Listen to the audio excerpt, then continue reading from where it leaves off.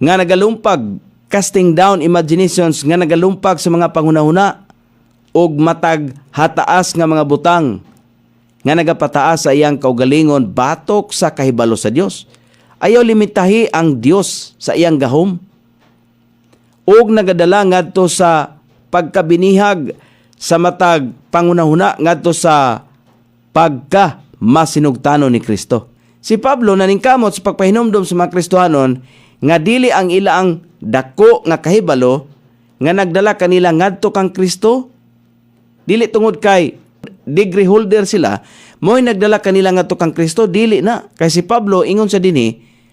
bisan sa iyang kahibalo, bisan sa iyang pagka-eksperto sa balaod, kay abogado man ni siya, pero naningkamot siya sa pagpahinomdom sa mga Kristohanon